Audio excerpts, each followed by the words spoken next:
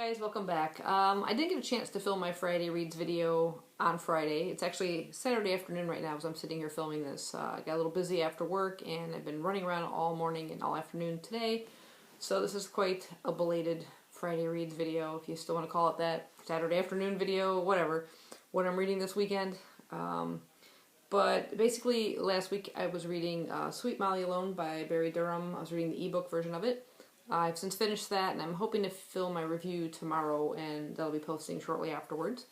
The audiobook I was listening to is The Bone Clocks by David Mitchell.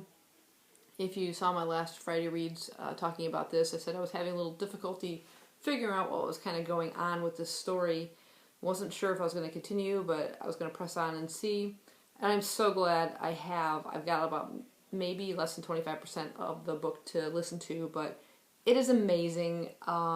It's just blowing my mind how all of this is just gelling together, this whole story and these multiple perspectives, and it's awesome. Sometimes it's worth, sticking with the book, really pushing through and trying to complete it, because you never know.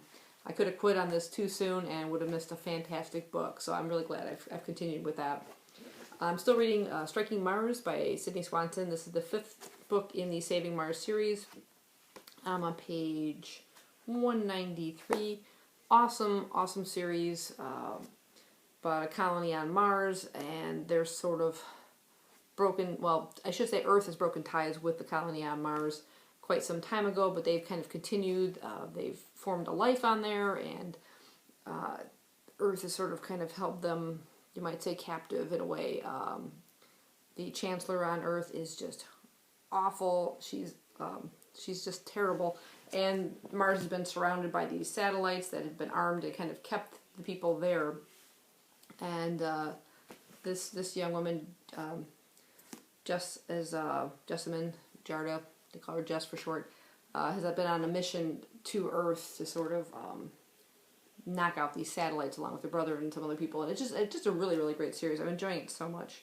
And I can't wait to kind of just continue. I think the 6th book is supposed to be the final book from what I gather, but I didn't want to peek in the book and cause any spoilers for myself. But I'm going to just continue right on to the end of the series as soon as I'm finished with this one. And other book I'm just kind of flipping through. This will take me a while to get through. I'll just pick it up a little bit here and there, but that is the 3rd compendium of the Walking Dead series. This collects issues 97 through 144. And it's a huge one. I think this is the Barnes & Noble special edition, so it has a different cover.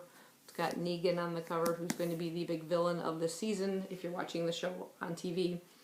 But it is very different for what takes place here as opposed to what takes place on the show. If you're not familiar with that, there is no Daryl in the comic series.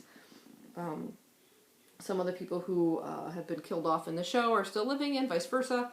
So it's worth it if you really enjoy The Walking Dead to even get involved in this. It's like a whole nother version of it, you might say. Alternate world, call it what you will, but it's great. So that's what I'll be reading for the rest of this weekend, and I will see you guys in my next video, and let me know down below what you're reading, because I'm nosy. Bye-bye.